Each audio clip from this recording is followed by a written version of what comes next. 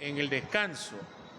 Y la pregunta tiene que ver con las lecturas recomendadas.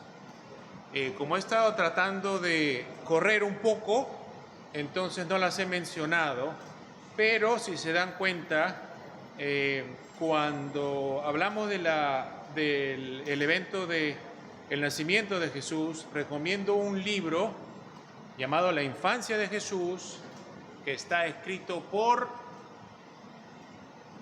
a ver, déjeme el nombre, yo sé que el apellido es Ratzinger, pero Joseph Ratzinger. ¿Saben quién es Joseph Ratzinger? Papa Benedicto, el Papa Benedicto. Entonces la pregunta es por qué recomiendo leer un libro escrito por el Papa. Y para aclarar, no es que yo soy un católico romano así infiltrado, que tenga un plan de convertirlos a ustedes. No, la razón es la siguiente. He tratado de recomendar libros que tengan que ver con el tema y libros que se puedan encontrar fácilmente en esta biblioteca virtual que he dado. No he encontrado pues ningún libro que se especialice en la infancia de Jesús, en los primeros años de Jesús, desde una perspectiva protestante, y me parece que pues es fácil de deducir por qué, ¿no? Porque los protestantes nos enfocamos mucho en lo que la Biblia dice, y la Biblia pues la verdad que no dice mucho acerca de la infancia de Jesús, ¿verdad? Pero me llamó la atención que escribiera esto Ratzinger. Si bien pues tenemos unas diferencias muy profundas, él es católico romano, no solamente es católico romano, él es un papa emérito se le dice, ¿no? Porque está vivo, pues, ¿no? Porque no es el papa actual, pero una de las cosas también que menciono al respecto es en los apuntes que yo he escrito para el curso, como acabo de decir, hay muchas cosas que podríamos decir al respecto de lo que estamos viendo, pero tenemos que resumir las cosas, dejarlas a un lado. Una de las cosas que nosotros estamos viendo la historia desde una perspectiva evangélica, ¿no? Y ver a la historia desde una perspectiva evangélica va a resultar en que nosotros también vamos a interpretar a la historia de manera diferente, ¿no? Ya que estamos hablando de la Iglesia Católica Romana, si nos preguntan a nosotros, surge la pregunta, ¿cuándo nace el papado? ¿Verdad? Y uno ve la evidencia histórica. Si uno le pregunta a un historiador protestante, lo más probable es que te diga que surge en la Edad Media, ¿no? Ya sea con Gregorio Magno o con León Magno, ¿verdad? Pero si le preguntan a un católico romano tradicionalista, te va a decir que ¿cuándo surge el papado? Pues te va a decir con el mismo Cristo, ¿no? Cuando Cristo establece a Pedro como el primer, ¿verdad? Entonces, ¿qué quiero decir con esto? Que incluso el historia de la historia, vamos a ver de que se interpreta de diferentes maneras, ¿verdad? Y me parece que es una cosa saludable para nosotros que cuando estudiamos algún tema, que no solamente leamos cosas de personas que piensan igual que nosotros, sino que también leamos libros, fuentes desde otras perspectivas. No para que usted tenga que estar de acuerdo con esa persona necesariamente, ¿no? Pero el leer libros de otras perspectivas le va a ayudar a usted también a expandir sus horizontes, considerar cosas que no estaban considerando antes. Si la otra persona dice algo que no le gusta, le va a ayudar a usted a pensar cómo yo respondo a eso. Y estamos nosotros aquí para aprender, para prepararnos, ¿no? Entonces, cuando recomiendo algún libro de una perspectiva diferente a la evangélica o a la reformada, no estoy diciendo que tiene la misma validez, sino de que es un libro que dice cosas interesantes al respecto del tema que estamos viendo y por eso les convendría considerarlo, ¿no? Entonces, esa es la razón por la cual estamos recomendando ese libro.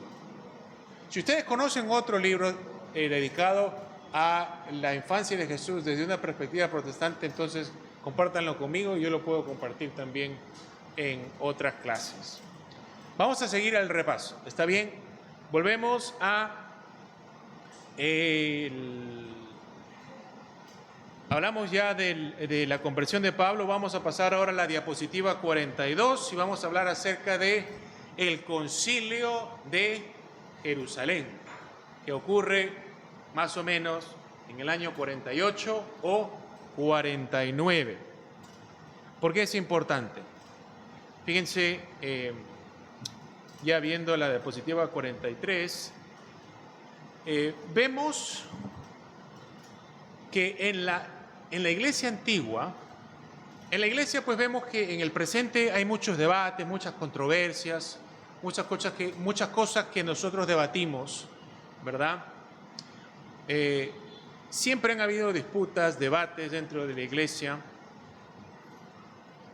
En la iglesia primera, en la iglesia de los apóstoles, obviamente el debate principal con los de afuera era pues demostrar que Jesús realmente era el Mesías, ¿verdad? El Cristo. Esto es lo que predicaban los apóstoles, lo que debatían con los judíos. Pero el debate interno de la iglesia, entre los que se identificaban como miembros de la iglesia, el debate más caliente, más feroz, más severo, era ¿qué hacemos con la ley de Moisés? Porque recuerden, nosotros ninguno debatimos eso ahora, para empezar, porque acá, como establecimos hace un momento, somos todos acá gentiles. Pero recordemos que en la iglesia primera eran todos judíos, todos guardaban la ley. Porque fíjense que inicialmente no era obvio para los judíos que, ahora creo en Cristo, por ende tengo que dejar de cumplir la ley. Eso no ocurrió. Por eso es que ocurre pues lo de, ¿se acuerdan? La visión que recibe Pedro antes de que ir a predicarle a Cornelio. El Señor dice que le presenta una hoja de animales de todo tipo, de animales incluso impuros, que viene del cielo, y una voz del cielo le dice a Pedro, mata y come. ¿Cómo responde Pedro? De ninguna manera, no me voy a contaminar de esa forma. Eso es después de la resurrección. Los apóstoles ya han estado aquí predicando por un buen rato. ¿Eso qué demuestra? Inicialmente ninguno de los apóstoles, los judíos, deja de ser judío por hacerse cristiano. Entonces, el debate bien caliente, bien candente, es una vez que los gentiles empiezan a convertirse y quieren entrar a la iglesia, la pregunta del millón, como dicen, es ¿qué hacemos con la ley? ¿Les decimos que la guarden o que no la guarden? Ya vimos la respuesta que dio Pablo. La respuesta que da Pablo en su predicación era que los gentiles no necesitaban circuncidarse, los gentiles no necesitan guardar la ley, solamente es suficiente creer en el Señor Jesucristo. Pero una de las cosas que debe estar clara aquí, de que el Señor no ha establecido, por más ilustre, por más sabio, por más inspirado que haya sido el apóstol Pablo, el Señor no estableció a ninguna persona única que dicte a toda la iglesia lo que tiene que hacer, lo que tiene que pensar. Así que cuando este asunto surge, Pablo, junto con Bernabé, es quien trae este asunto a los apóstoles, para que los apóstoles debatan este asunto y den su respuesta a las iglesias gentiles, ¿verdad? Esto también tiene que ver con el hecho de que los judaizantes estaban saliendo ¿de qué iglesia? De Jerusalén. Entonces, las iglesias gentiles tenían que saber qué es lo que creían las iglesias de Jerusalén, realmente los líderes, ¿verdad? Porque este asunto tenía el potencial, hay que entender esto, este asunto tenía el potencial de dividir a la iglesia en dos. Porque si las iglesias que Pablo fundaba decían, nosotros somos gentiles y no tenemos que guardar la ley de Moisés, pero luego las iglesias de Jerusalén enseñaban que sí tenían que guardar la ley. ¿En qué iba a resultar eso? Dos iglesias, una iglesia judía y una iglesia gentil, y eso simplemente no podía ser, porque ¿cuántas iglesias Cristo vino a fundar? Una sola, no dos, no tres, no una para gente de un tipo y otra para gente de otro tipo. Es una sola iglesia para todos, ¿no? Entonces era imperativo de que se dé una respuesta clara a este asunto. Ustedes saben, conocen sus Biblias, no tengo que decirles lo que concluye el concilio. El concilio concluye de que de hecho no se le tiene que imponer la ley a los gentiles, pero de todas maneras se les pide de que se abstengan de ciertas cosas que eran las más ofensivas para los judíos, justamente para evitar escandalizar a los hermanos y que se pueda mantener la comunión entre las iglesias. Y por eso seguimos con la diapositiva 45. Hay una cita que no la voy a hacer para ganarle al tiempo.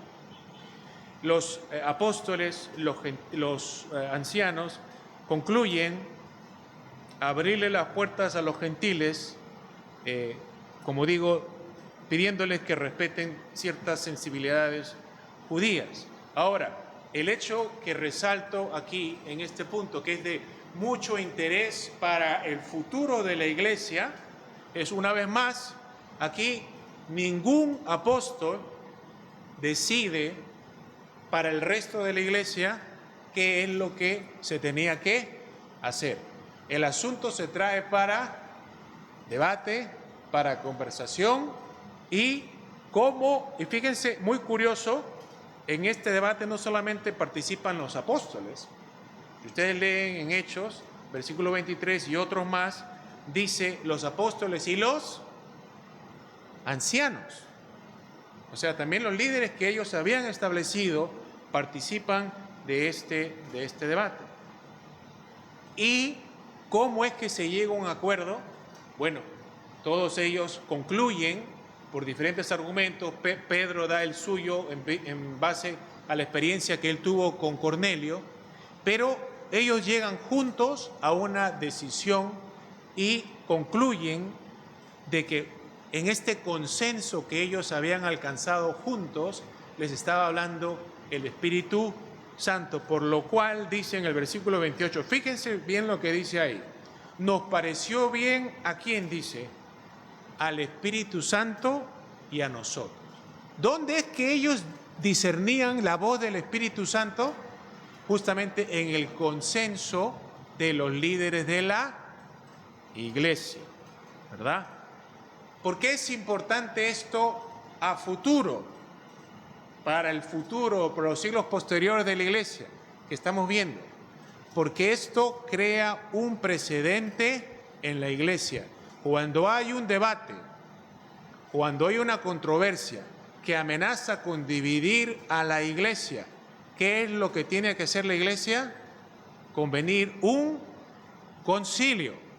No es un pastor solo el que decide por todos qué es lo que se hace, ¿verdad?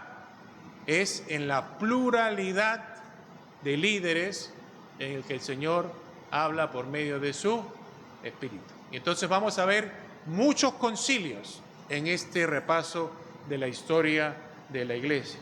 Y el primero de ellos que encontramos es este concilio de Jerusalén. Muy bien, vamos a pasar entonces a hablar ahora del siguiente evento que resalto en este repaso, que es el martirio de Santiago, el medio hermano de Jesús. Está en la diapositiva 46, pero en la 47 vemos el comentario. El caso de Santiago es muy interesante porque vemos de que hay ciertas similitudes, pero también contrastes con el apóstol Pablo. Algo que tiene en común con el apóstol Pablo es de que Santiago, al igual que Pablo, se convirtió a Cristo después de la resurrección. Ni Pablo ni Santiago eran discípulos originales de Jesús. Sin embargo, ambos se van a convertir en unos de los líderes más importantes y prominentes de la iglesia antigua, a pesar de no haber andado con Jesús antes de su resurrección. Pero una diferencia importante es de que si Pablo representa al cristianismo que se abrió paso entre los gentiles, Santiago representa ¿a qué tipo de cristianismo? A un cristianismo judío hasta los huesos, ¿no? Esto no quiere decir que predicaban evangelios diferentes, pero vemos que sí practicaban la vida, el culto, de manera diferente. Porque cuando Pablo llega a Jerusalén, Santiago le dice que la iglesia está llena de judíos que están celosos ¿de qué? ¿Se acuerdan? Si han leído, celosos de la ley. Entonces, Santiago representa al cristianismo original, cristianismo judío que guarda la ley, mas no que impone la ley a los gentiles. Hay una diferencia aquí. Hay una diferencia entre los judíos que guardan la ley por ser judíos, ¿verdad? Y hay otra cosa que hacían los judaizantes, que es luego imponer a los gentiles a que ellos la guarden, ¿verdad? Pero otra cosa importante con Santiago es la siguiente. Santiago, cuando Pablo habla de su visita a Jerusalén, él dice de que se encontró con aquellos que eran considerados columnas, ¿se acuerdan? Creo que es en el capítulo 2 de Gálatas. Menciona a 3 líderes en particular. Uno de ellos era Pedro, otro de ellos era Juan y el tercero era Santiago. Y de hecho a Santiago se le menciona antes que a los otros 2. Eso es un hecho muy significativo. ¿Por qué? Porque cuando uno encuentra la lista de los apóstoles en los evangelios, hay un patrón bien claro. Hay un apóstol que siempre se le menciona primero en los evangelios, cuando se mencionan los 2. ¿A quién se le mencionaba siempre primero? A Pedro. A Pedro. Él era el líder indiscutible de los 12. Mas cuando Pablo habla de las columnas de Jerusalén, el primero que menciona es a Santiago. Entonces esto sugiere, solamente el orden que se les presenta, que ya Santiago había logrado una prominencia que incluso eclipsaba al mismo Pedro. ¿Y qué ocurre? Pablo habla de columnas, pero estas otras 2 columnas, Pedro y Juan, no se van a quedar en Jerusalén. Como vamos a ver, Pedro se va a ir por un lado, Juan se va a ir por el otro, ninguno de los otros apóstoles va a quedar en Jerusalén. El único que se queda en Jerusalén es Santiago. Entonces va a haber un momento en el que Santiago realmente se va a convertir en el líder principal de toda la iglesia de Jerusalén. Y entonces esto se convierte en un precedente para algo que vamos a ver muy importante en los siguientes siglos, que es el surgimiento de lo que se conoce como el episcopado monárquico. El episcopado monárquico quiere decir que en cada iglesia solamente va a haber un solo obispo, por eso episcopado, ¿no? Eso va a surgir muy temprano en la iglesia. Todavía no estoy diciendo que surge. Cuando hablando de las diferencias que uno encuentra en los libros de historia, un libro de historia católico romano, por ejemplo, va a identificar a Santiago como el primer obispo de Jerusalén, o tal vez el segundo, si lo cuentan a Pedro como el primero.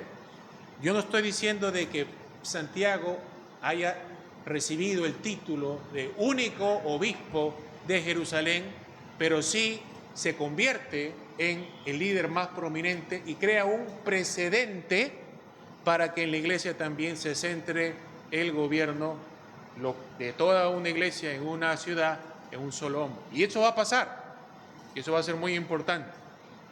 Y entonces, si quieren leer ustedes el martirio, o al menos un recuento del martirio de Santiago, lo tienen en sus diapositivas. Como se nos está acabando el tiempo, vamos a seguir viendo el siguiente hecho, diapositiva 51, año más o menos 64, martirios de Pedro y Pablo en Roma. Y aquí ya estamos saliendo de los eventos de la Biblia. De hecho, cuando hablamos del martirio de Santiago ya salimos de la Biblia. Porque en la Biblia se habla de la muerte de un apóstol, Santiago, Jacobo, pero ese no era del que estábamos hablando. Al apóstol Jacobo Santiago que se ejecuta, que se mata en la Biblia, ese es el hermano de Andrés, perdón, de Juan, sí, de Juan, no de Andrés. Andrés es el hermano de Pedro, ¿no? Ese no es el Santiago de Jacobo el que estamos hablando. El Jacobo que estamos hablando de Santiago, y perdónenme que yo diga Jacobo y Santiago, lo que pasa es que a veces lo traducen como Santiago y a veces como Jacobo, pero en verdad es el mismo nombre. ¿Cómo es que uno acaba con Santiago? Pues en latín decían pues Santo Jacobo, y ese de Santo Jacobo se contrae en esta palabra Santiago, ¿no? Entonces, Santiago, Jacobo es el mismo nombre, pero ya vemos que hay dos Jacobos. Del que estábamos hablando era el medio hermano del Señor Jesucristo. Y creo que no es coincidencia de que se haya convertido en el líder principal. Creo que esta relación genética que tiene con Jesús tuvo mucho que ver para que la gente lo vea a él como el líder natural, ¿verdad? Pero llegamos entonces ya al martirio de Pedro y Pablo en Roma. Y acá esto es importante por un par de razones. Obviamente la relación del cristianismo con el Imperio Romano fue escabrosa desde el comienzo. Los que ejecutan al fundador del cristianismo son los romanos. Bueno, se conoce que los que instigan la crucifixión fueron los judíos, los líderes judíos. Pero los que lo ejecutan a Jesús son los romanos. Los judíos no ejecutaban a nadie por crucifixión. Ese era el modo de ejecución romano. Entonces, el imperio tuvo una relación de enemistad con el cristianismo desde el comienzo. Pero ni en ese caso, ni en el caso del martirio de Pedro y Pablo, el imperio llega a organizar una persecución de todos los cristianos en todas partes. En el caso de Jesús solamente fue que ellos decidieron ejecutar a Jesús, todavía no dictaron perseguir a todos sus seguidores. Cuando Pedro y Pablo mueren aquí en Roma, todavía el imperio ha decidido perseguir a todos los cristianos. Es importante reconocer esta diferencia porque a veces nosotros pensamos de que se perseguía a todos de manera incesante siempre, y no fue así. La iglesia pasaba por periodos de persecución y el Imperio Romano no organiza una persecución general hasta después. Entonces, ¿por qué es que Pedro y Pablo son ejecutados bajo el imperio de Nerón? Es que Nerón es el primer emperador que toma una acción directa en contra de los cristianos, al menos que tenemos en registro, ¿verdad? Obviamente Poncio Pilato, gobernador romano, pero no es un emperador. Nerón es el primer emperador que toma una acción así de persecución en contra de los romanos, mas no las toma él con todos los cristianos en todas partes, sino con los cristianos de Roma. ¿Por qué se enfoca en perseguir él a los cristianos de Roma? Porque en ese tiempo había habido un incendio que había destruido gran parte de la ciudad, y Nerón luego decide empezar una obra de construcción en esas partes que habían sido destruidas. Entonces, como se pueden imaginar, la gente romana comenzó a sospechar. ¿Qué tal si este hombre, Nerón, fue el que produjo el incendio para que él pueda hacer sus obras de construcción que él quería? Y entonces Nerón, para sacarse la culpa que le estaba echando el pueblo encima, se la tiró ¿a quién? A los cristianos. Dijo, no, los cristianos son los responsables de este incendio. Y entonces comenzaron a perseguir a los cristianos. Y como se pueden imaginar, en este tiempo estaban Pedro y Pablo en Roma, y como normalmente se hace cuando hay persecución, se van tras de los cabecillas, pues, ¿no? De los líderes del movimiento, y entonces por eso es que se ejecuta a los apóstoles en este tiempo. Y si bien todavía cuando esto ocurre, estas implicaciones que yo voy a mencionar ni se les ocurre, al menos a nadie que tengamos evidencia, sabemos muy bien que en el futuro, en siglos posteriores, la Iglesia romana va a querer validar el papado justamente con el hecho de que Pedro muere en Roma. Entonces ellos van a alegar de que como Pedro muere en Roma, el obispo de Roma es el sucesor de Pedro, ¿no? Pero una de las cosas que también debe estar bien claro para ustedes es que en este tiempo, y esto los mismos historiadores serios, objetivos de la Iglesia Católica Romana van a admitir de que en este tiempo en Roma no había un solo obispo, ¿verdad? Así que es muy difícil esta idea de que se haya creado esta sucesión en estos hechos, pero se va a convertir en un argumento y esto también va a ser muy importante. Me pareció ver una mano levantada, Pastor José. Perdón, ¿el micrófono ya funciona o todavía no? No, ¿verdad? No.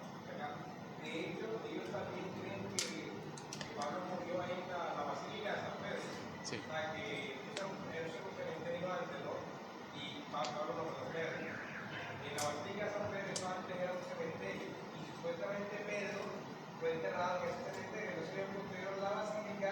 Arriba de la tumba de Pedro, ¿ya? Entonces ahí está la roca de la iglesia, la basílica. Sí, es un acto simbólico bastante potente, ¿no?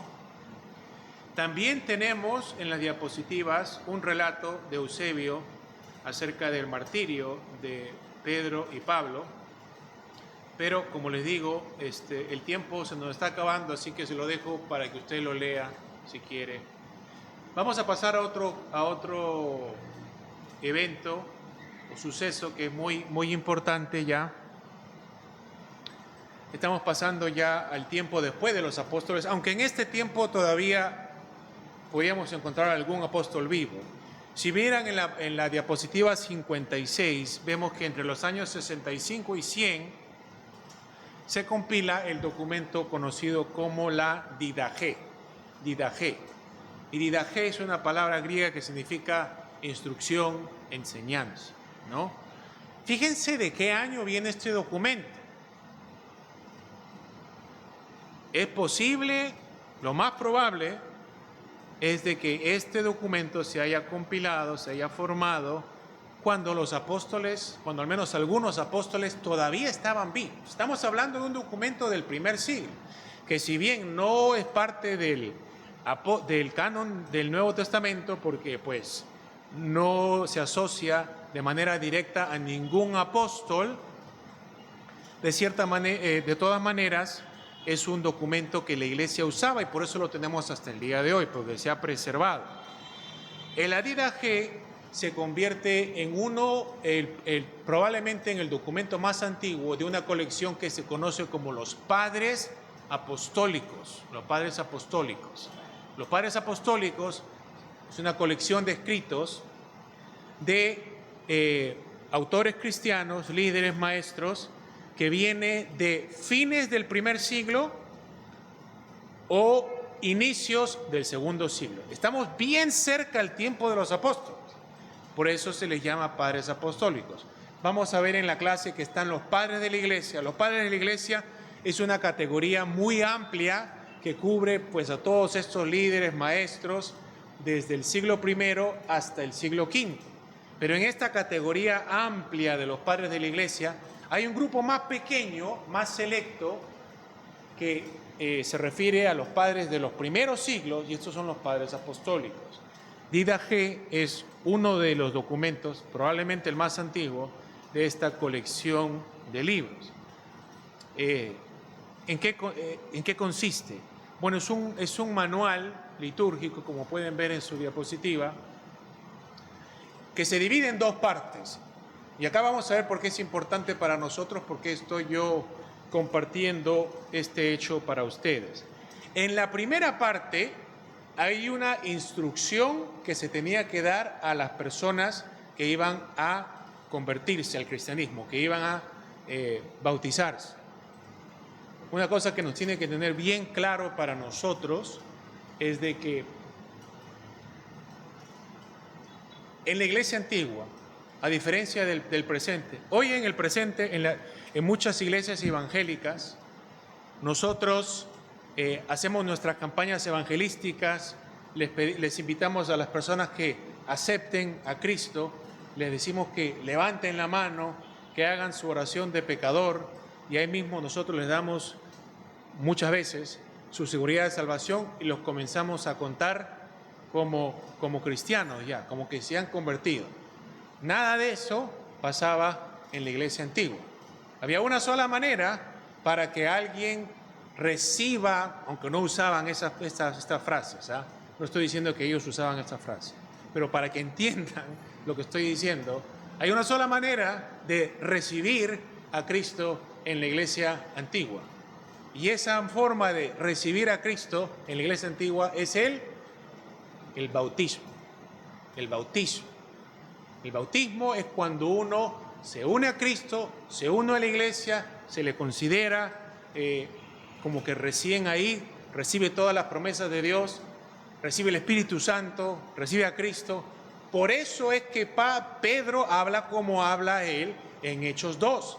En Hechos 2 ustedes ven que él dice, cuando los judíos le preguntan, ¿qué hacemos? Cuando él le dice que Jesús ha resucitado y ellos lo han visto resucitado, que él era el Mesías, que Dios lo ha hecho Señor, los judíos le preguntan, ¿qué hacemos?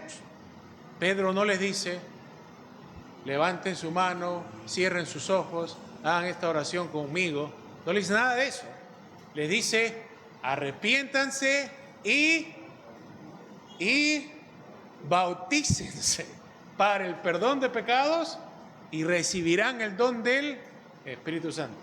En la iglesia antigua, y la única manera de recibir a Cristo, recibir el perdón de pecados, recibir el Espíritu Santo, es por medio del bautismo. Por eso es que se habla como se habla en el Nuevo Testamento. Por eso es que el libro de Primera de Pedro, en el capítulo 3, el versículo 21, dice algo que cuando los evangélicos lo leemos, primero que muchas veces no nos damos cuenta que dice eso, y cuando lo leemos se nos paran los pelos de acá, se ponen en punta y nos da como escalofríos. Si ustedes leen Primera de Pedro 3:21, dice que el bautismo nos salva. Dice eso, el bautismo nos salva. Ahora uno lee eso y porque le suena regeneración bautismal y le salen los fantasmas romanos y uno está que, ¿verdad? ¿Por qué es que habla así la iglesia antigua? Entiendan esto bien, porque en el bautismo es el que uno confiesa a Cristo como Señor, como Salvador, que lo recibe, eso es lo que marca tu conversión, donde uno recibe todas las promesas. A nadie se le consideraba un cristiano en la antigüedad hasta que esa persona se bautizaba. Eso era la marca de entrada en el reino de Dios. Entonces la Didaché, en la primera parte, tiene instrucciones acerca de cómo es que la gente que se convierte tiene que vivir. Es muy parecido a un sermón, al sermón del monte que encontramos en Mateo del 5 a 7, que se da instrucciones de la gente en el reino, cómo vive, ¿no? Y esa es una instrucción que se les daba a la gente antes de bautizarse, antes de que sean considerados parte de la iglesia. Entonces eso encontramos en la primera parte de Didaché. En la segunda parte, y esto es lo que lo hace muy interesante también, encontramos una descripción de los ritos que se hacían en la iglesia. Y encontramos la primera descripción detallada del bautismo, que viene de, como decimos, primer siglo. Y esto es muy, muy importante para nosotros. ¿Por qué? Porque en el Nuevo Testamento en ningún momento se nos dice se nos da una instrucción con el detalle que encontramos, y lo vamos a leer para que vean de lo que estoy yo hablando. Se menciona los bautismos y entonces en base a eso nosotros deducimos, ¿no? Se dice que Jesús bajó al agua, entonces deducimos tiene que ser por inmersión, o Juan decía que bautizaba donde hay mucha agua, ¿verdad? Entonces también deducimos también. Pero hay algunas otras partes de la Escritura que no encajan muy bien con esta figura. Por ejemplo, cuando uno ve el caso de Pablo, dice que Pablo se puso de pie y fue bautizado. Entonces, ¿cómo encaja todo esto? Entonces, yo creo que esto nos puede ayudar a nosotros a poner todas las piezas juntas. Entonces, no solamente hay una descripción de cómo bautizar, también hay una descripción de cómo celebrar la Santa Cena, hay una instrucción de cómo lidiar con profetas. Por eso es que yo creo que este documento es muy temprano, porque te dice qué haces con los profetas. Cuando llega un profeta a la iglesia, ¿cómo es que tienes que tratar a ese profeta? Entonces, por eso es que yo creo que esto es del tiempo de los apóstoles, ¿no? Entonces, y también vemos de que dice, el manual dice, el profeta puede orar como él quiera, pero si no, aquí tienes una oración de cómo puedes orar. Y entonces vemos que también ya hay desde tan temprano este esfuerzo para uniformizar el culto de la iglesia, ¿no? Que todos estemos diciendo las mismas palabras. Y el peligro aquí es que alguien enseñe o ore o haga algo indebido, ¿no? Que contribuya a la falsa doctrina. Entonces, por eso hay estas oraciones. Pero bueno, ahora sí les comparto el texto de Didache. Esta es la instrucción acerca de cómo bautizar. Y está en las diapositivas 58 y 59. Así que voy a leer, ya que no tenemos el micrófono. Dice así, lo pueden ver ustedes en sus diapositivas. Dice, en cuanto al bautismo, he aquí cómo hay que administrarlo. Después de haber enseñado los anteriores preceptos, lo que hay en la primera parte del manual, ¿no? Todos esos mandamientos que tienen que guardar, dice, bautizad en agua viva, es decir, y eso que está en corchetes, lo puse yo, por eso está entre corchetes, estoy explicando. Agua viva, es decir, en agua que fluye, como la de un río. Dice, bautizad en agua viva, en el nombre del Padre, del Hijo y del Espíritu Santo. Si no pudieres ser en agua viva, puedes utilizar otra. Si no pudieres hacerlo con agua fría, puedes servirte de agua caliente. Si no tuvieres a mano ni una ni otra, echa 3 veces agua sobre la cabeza en el nombre del Padre, del Hijo y del Espíritu Santo. Y luego en la siguiente diapositiva, antes del bautismo debe procurarse que el que lo administra, el que va a ser bautizado y otras personas, si pudiere ser, ayunen. Al neófito, o sea, al que se está convirtiendo, le harás ayunar 1 o 2 días antes, ¿no? Y entonces, ¿por qué me parece de que este pasaje es tan interesante que se los comparto? Porque recordemos que esto, lo más probable es que venga del primer siglo. Este texto fue escrito en griego, ¿verdad? Entonces, muchas veces nosotros pensamos, ¿no? Decimos, bueno, en el griego el original significa sumergir, es el significado original, y entonces solamente se puede hacer de esa manera. Este texto viene del primer siglo, fue escrito en griego y te dice de que sí, lo ideal es que sea en un río, que se haga en el nombre del Padre, del Hijo y del Espíritu Santo, pero te dice, si no hay agua, entonces échale agua en la cabeza, el agua que tengas, en el nombre del Padre, en el nombre del Hijo, en el nombre del Espíritu Santo, ¿no? Y es que lo que hay que recordar también es de que estamos en un contexto muy diferente al que nos encontramos nosotros en el presente, ¿no? hoy en día nosotros vivimos en un contexto en que pues tenemos agua potable, ¿no? Podemos, si queremos agua, simplemente abrimos el caño, podemos llenar tinas, llenar piscinas, no hay problema para nosotros. En ese tiempo no solamente no hay eso, sino que también recuerden que Judea es un sitio donde hay mucho desierto, hay lugares donde simplemente no hay mucha agua. Y entonces, ¿qué se hace? ¿Qué se hace en esa circunstancia? Entonces te proveen algunas alternativas aquí.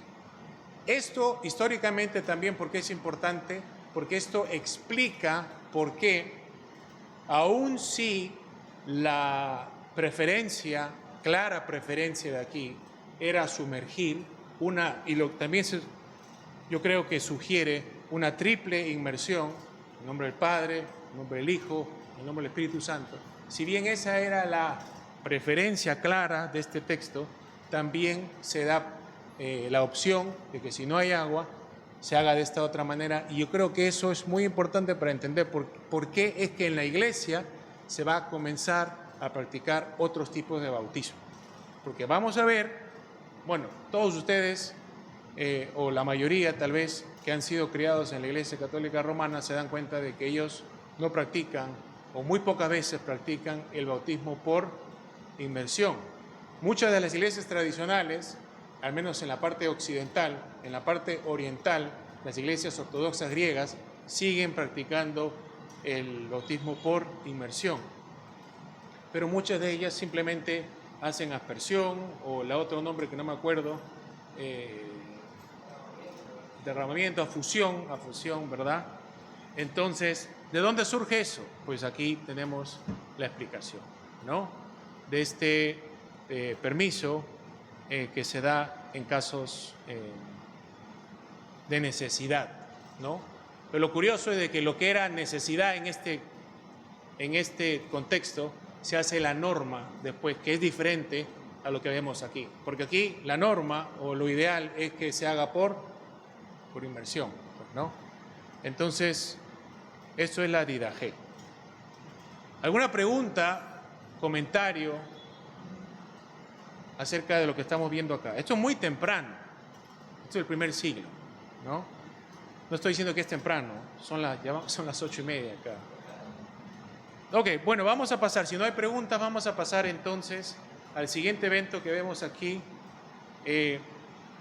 En el año 70, la destrucción de Jerusalén, esto es desde la diapositiva 65, pero en la 66 vemos algo que ocurre aquí también que tendría un impacto profundo en la iglesia. Ustedes saben, han estudiado el Nuevo Testamento, que entre los judíos habíamos mencionado que habían los fariseos, habían los saduceos, pero también habían los celotes. ¿Quiénes eran los celotes? Los celotes era una secta de judíos que decían que lo que tenía que hacer el pueblo es levantarse en armas y echar a patadas a los romanos de la Tierra Santa, ¿verdad? En el tiempo en que Jesús está ahí se ve muy difícil de que puedan lograrlo, pero sorprendentemente en la década de los 60 los celotes son capaces de armarse lo suficiente para echar a los romanos de su tierra. Pero, como se podrían imaginar también ustedes, los romanos no se quedan de brazos cruzados. Inicialmente les toma cierto tiempo recuperar control de la tierra, porque, como creo que mencioné también ayer, si bien el imperio quiere establecer la Pax Romana, de todas maneras hay inestabilidad, van a morir emperadores, va a haber contiendas a ver quién toma el cargo, van a haber luchas. Entonces, parece que inicialmente el imperio no fue capaz de darle la atención que se debía al asunto en Judea, pero finalmente delegan al general Tito, quien se iba a convertir posteriormente en un emperador, para que retome control de Jerusalén.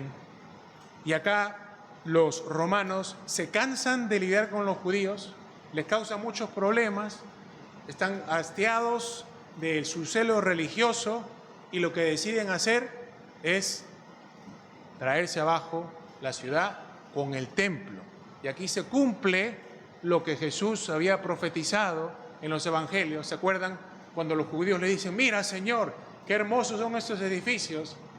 El Señor les dice, les aseguro que no quedará piedra sobre piedra. Y aquí se cumple la profecía del Señor, porque vienen los romanos y destruyen todo el templo.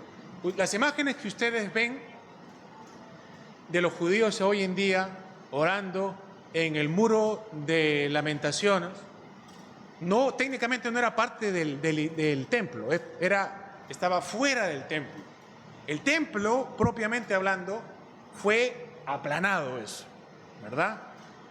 Por eso es que hoy creo que es en Roma donde ustedes encuentran un monumento en el que se puede ver a los romanos llevándose la menora, la lámpara de los judíos como un trofeo de su victoria.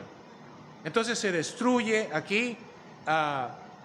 Esto tiene muchas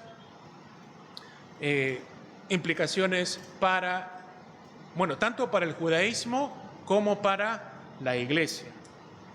Ustedes saben de que hoy en día la religión judía se celebra principalmente pues en su forma rabínica. La gente cuando quieren adorar a Dios, se van a la sinagoga, escuchan al rabino, leen la Torá, pero saben ustedes que así no es que ordena el culto el Antiguo Testamento. En el Antiguo Testamento, la manera en que tú adoras a Dios es presentando sacrificios, haciendo holocausto, yendo al tabernáculo, con el sacerdote, no con el rabino. Pero todo eso desapareció y nunca más se volvió a restituir. Hasta el día de hoy no se ha vuelto a construir ese templo. Así que los judíos tuvieron que reinventarse. Les ayudó que ya lo habían hecho hasta cierta manera. ¿Se acuerdan que en el exilio ellos comenzaron con las sinagogas? Y entonces así se ha convertido la versión de los fariseos en la norma hoy en día, pero vemos que esto también es un resultado de esta destrucción. Pero también lo que ocurre es de que los judíos también, si tenían de por sí ya malas relaciones con la iglesia, con los cristianos, porque ya vemos que habían conflictos desde el comienzo, ¿verdad? Los líderes judíos piden que se ejecute a Jesús, ellos persiguen a los líderes. No es que hayan tenido buenas relaciones, pero si tenían malas relaciones, ya desde este punto ya dijeron, no queremos nada con ustedes, porque los comienzan a ver a los cristianos como traidores. ¿Por qué? Porque los judíos estaban esperando de que los judíos cristianos les ayuden a ellos a defenderse contra los romanos. Pero ¿qué hicieron? Al menos muchos cristianos aparentemente dijeron, aquí se están cumpliendo las profecías del Señor Jesús. Así que en vez de quedarse a pelear con los judíos, ¿qué hicieron? Se fueron bien lejos. En la diapositiva 68 ven, Eusebio de Cesarea dice que se fueron a refugiar a un sitio que se llamaba Pella. Y ahí tienen un mapa para que les dé una idea de cómo, de qué distancia hay. O sea que ya desde ese tiempo los cristianos no solamente los ven como herejes, sino también como traidores, ¿no? Entonces hay ya quiebre entre la sinagoga y la iglesia, ¿no? Aparte de eso, también vemos que la iglesia de Jerusalén es reconstituida, porque los cristianos pues se van, huyen, buscan refugio. Seguramente algunos también se habrán quedado, pero la iglesia de Jerusalén, que era la iglesia pues judía, también se reconstituye, porque no solamente hay personas que huyen, sino también los romanos que echan a los judíos, establecen una ciudad gentil, y entonces la iglesia de Jerusalén pues deja de ser lo que era en el tiempo de los apóstoles. Para empezar, ya no hay apóstoles, ¿verdad? O sea que por eso también ya ellos empiezan a perder influencia con las iglesias de afuera. Pero por si eso no fuese poco o suficiente, ya también la mayoría judía es repartida, y entonces la iglesia de Jerusalén también se va a convertir en una iglesia con una mayoría gentil, como lo eran en el resto del imperio, del mundo, porque ya habían iglesias fuera del imperio. Y entonces esto va a crear un vacío en el liderazgo de la iglesia. En el tiempo de los apóstoles, claramente, la iglesia madre, la iglesia principal, el punto de referencia para el resto de la iglesia era la iglesia de Jerusalén, inicialmente. Una vez que todo esto pasa, entonces, como digo, se crea un vacío. Y van a haber otras iglesias gentiles que van a tratar de tomar este rol de liderazgo dentro del cristianismo, y por supuesto una de estas iglesias va a ser la iglesia de Roma, ¿verdad? Entonces, esto ya vemos la importancia. ¿Alguna pregunta, comentario? Hermano, creo que ya está funcionando, parece. Buenas noches. Algunos autores dicen que este es el cumplimiento de la profecía de Daniel, ¿verdad? De la huida de los judíos en el momento de la destrucción del templo. Sí, lo que pasa es que no le escuché, hermano, perdóname. Perdón. Que en este momento sea un cumplimiento de la profecía de Daniel también. Sí. Cuando huyen los judíos por la destrucción del templo. Sí, bueno, no menciona las profecías de Daniel. Bueno, mencioné la profecía de Daniel, la de la piedra, ¿no? Que destruye y crea una, me parece que esa, no sé si está hablando de las 70 semanas, claro. Esa es una manera en que se interpreta, ¿no? Luego hay otras que dicen que hay una pausa en las semanas, un poquito de explicar a qué se debe la pausa, ¿no? Pero sí, yo diría que ahí también se cumple, ¿verdad? ¿Alguna otra pregunta, comentario? Vamos a seguir adelante entonces. Le voy a dar yo, oficialmente, ¿hasta qué hora nos quedamos, Pastor José? 9. Bueno, entonces, ya que cayó Jerusalén, y son las 8:46, vamos a hacer lo que hicimos el día de ayer. Vamos un poco a reflexionar, meditar juntos en lo que hemos visto, y vamos a dividirnos en grupos de 2 o 3 personas.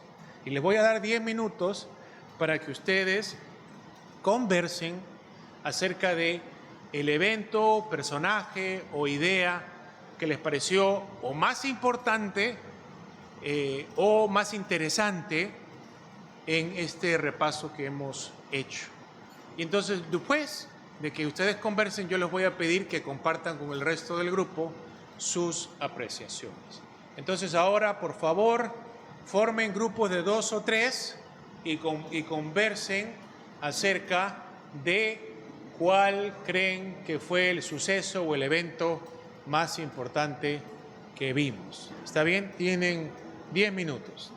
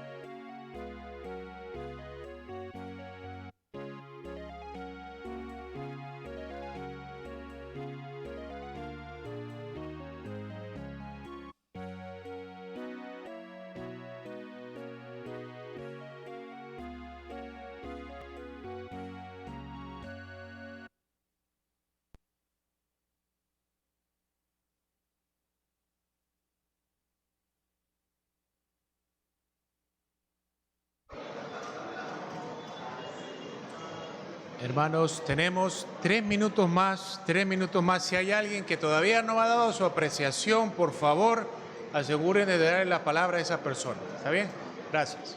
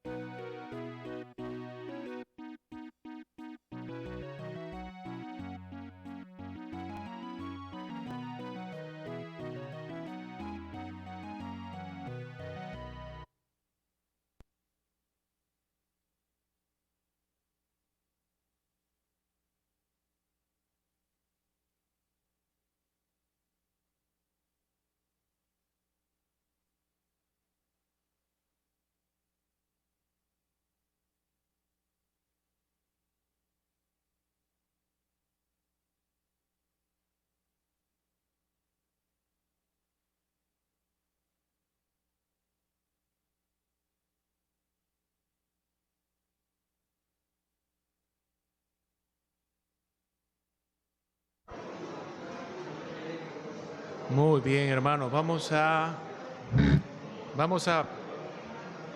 pasar a un tiempo de conversación general. Ya han conversado, han compartido, han procesado un poco lo que vieron y ahora entonces les pregunto, ¿quién quiere compartir algo? Hermano, a ver si tenemos el micrófono por aquí.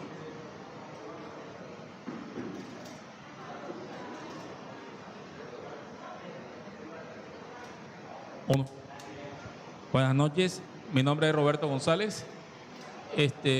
Bueno, en el día de hoy lo que de pronto más me pudo haber impactado es el documento de la Didache.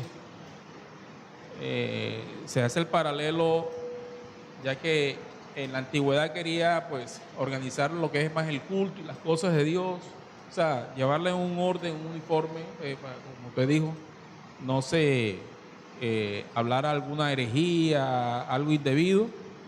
Entonces hago el paralelo con lo que es la iglesia moderna, donde se ha distorsionado todo, se va a muchas iglesias y uno encuentra que el supuesto pastor pues está hablando unas barbaridades tremendas, entonces es un abismo. Eso fue lo que más, por lo menos en lo personal, me impactó. Y muchas gracias, hermano. Es un documento muy interesante y también bastante corto. Así que si usted quiere leer, lo puede leer todo el documento antes de irse a dormir esta noche. Es así de cortito. Y ustedes tienen el enlace en las diapositivas. Así que si están interesados, hay una página web, o sea, ni siquiera es un libro PDF, es una página web que tiene enlaces a todos estos escritos antiguos.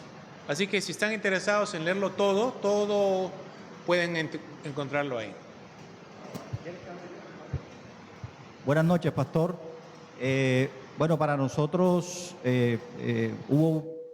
toda la clase en general fue interesante, pero hay puntos que queremos resaltar, como el tema del énfasis en el Jesús histórico.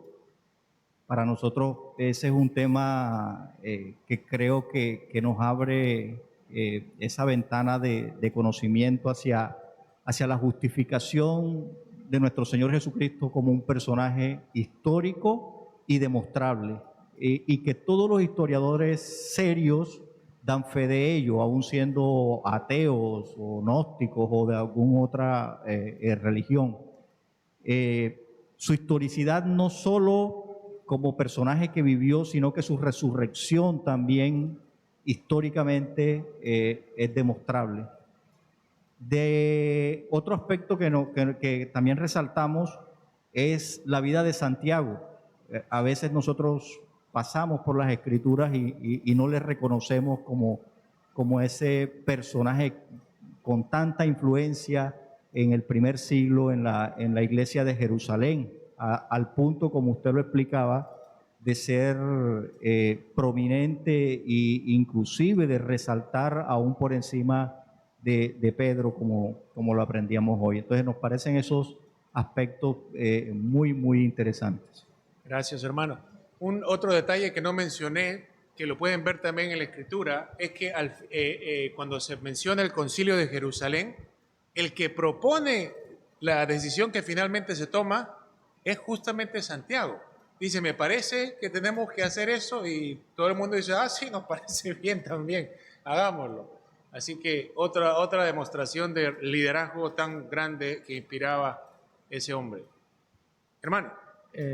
Bueno, un punto importante que me parece a mí, me pareció importante fue que como Pablo fue considerado o es considerado una de las personas más importantes después de Jesucristo en cuanto a llevar el evangelio y compartirlo especialmente a los gentiles. Ya gracias a él nosotros y toda la comunidad que no pertenecíamos al judaísmo o a los judíos, estamos hoy en día prácticamente siguiendo las huellas de nuestro Señor Jesucristo, y de ver cómo Él en todo momento se esforzó por llevar el cristianismo, yo digo que también el evangelismo, a otras regiones, y como Él compartió yendo a otras ciudades, y así poder llegar a más personas en más ciudades, como lo dijo nuestro Señor, y predicar el evangelio. Él lo hizo fielmente. Me parece el punto importante como Pablo fue una persona que trascendió fronteras. Sí, realmente esa decisión que promueve Pablo, porque si bien acabamos de decir que Santiago es el que propone la solución que finalmente se adopta, la persona que trae la discusión a la mesa, por decirlo así, es Pablo. Pablo y Bernabé son los que vienen a Jerusalén y dicen, miren, han venido estas personas que están diciendo esto, tenemos que escucharlos a ustedes. Si bien se ve todo eso, también realmente que tenemos que entender lo cataclísmico que fue ese evento, porque si los apóstoles, obviamente creemos que Dios está dirigiendo todo por su espíritu, ¿no? Pero en el caso imaginario, que ellos hubieran tomado la decisión opuesta y hubiesen concluido que los gentiles necesitaban circuncidarse y guardar la ley, el cristianismo se hubiera desarrollado de una manera completamente diferente. Hasta el día de hoy el cristianismo sería considerado una rama del judaísmo. Es esa decisión que toman que le permite al cristianismo desarrollarse con una identidad propia, no centrada en la ley, sino centrada en Cristo, en Jesucristo. Y bueno, el resto, como dicen, es historia, ¿no? Muy bien, a ver, ¿alguien más? No sé si alguien más que quiera, hermana. Buenas noches. Sí, hermana. Bueno, todo, como dijo el hermano Francisco, me pareció súper importante, pero hay un punto en la parte del bautismo que de pronto nosotros no lo tomamos de la misma forma, porque quizás para muchos es algo liviano el bautizarse, y lo postergan y no le dan como ese realce, como una ordenanza. Y en el punto que en el texto, como usted leía, que dice que el bautismo salva, digamos que de pronto un calvinista se alarma mucho, y si fuera un judío también, porque ellos eran los que convertían a los gentiles o a los temerosos de Dios al judaísmo, y que alguien se quisiera convertir luego de ya ser judío no era nada liviano, o sea, era algo muy importante. Entonces me parece supremamente importante que nosotros, valga la redundancia, le demos como esa visión que ellos tenían acerca del bautismo como algo que marca nuestra profesión pública como creyentes. Entonces, en esa parte me parece que es bastante crucial, aunque como dijo el hermano, todo es importante. Sí, no, sí. Era tan importante que a veces por eso yo les he dicho, yo les digo por experiencia propia, cuando yo les digo que el estudio de la historia les va a ayudar a ustedes a leer el Nuevo Testamento de una manera diferente, lo digo porque a mí me ha cambiado también la manera en la que como yo leo la Escritura, ¿no? Entonces, normalmente, como nosotros, ¿se acuerdan que, volviendo al contraste que hice yo, cuando hacemos el evangelismo afuera y nosotros animamos a la gente que ore, que reciba al Señor, nos apoyamos, por ejemplo, en pasajes como, creo que es Romanos 10, ¿no?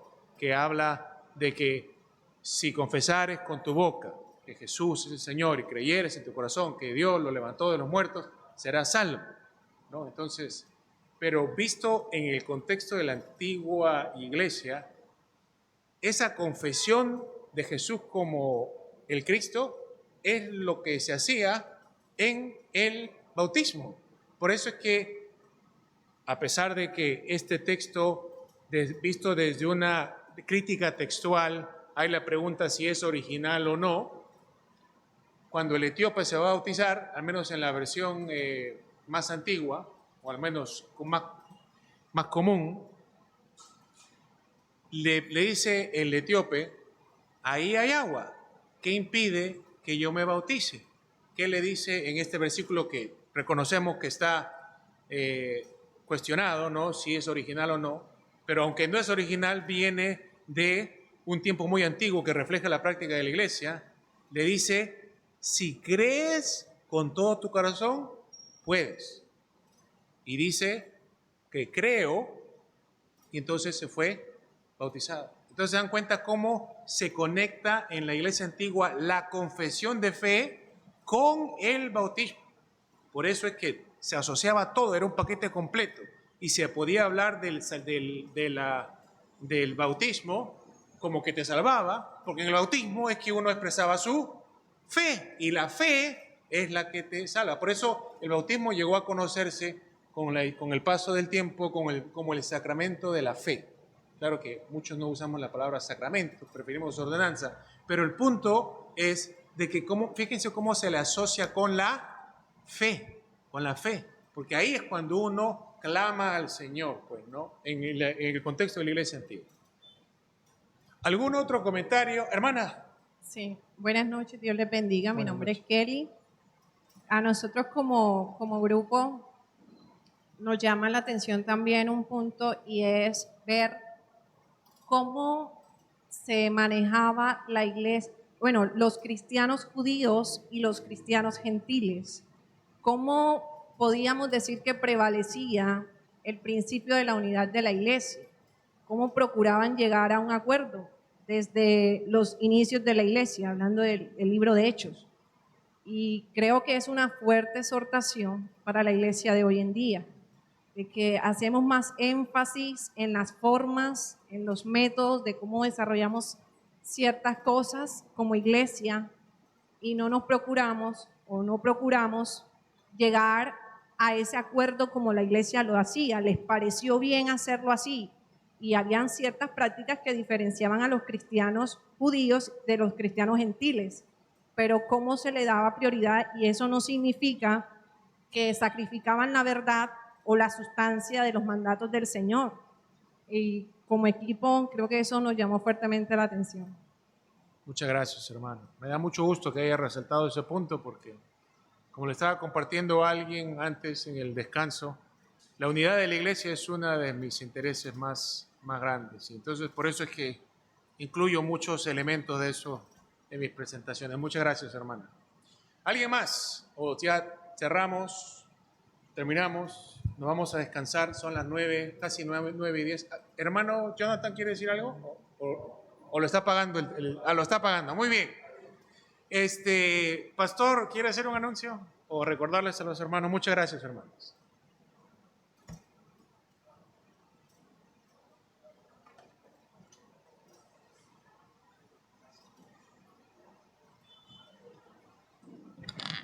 Hermanos, bueno, antes de terminar, quisiera decirles algunas cosas.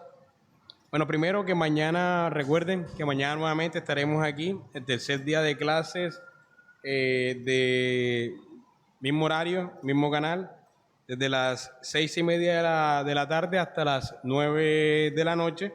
Y el sábado estaremos de 9 de la mañana a mediodía y de 2 de la tarde a 5 de la tarde.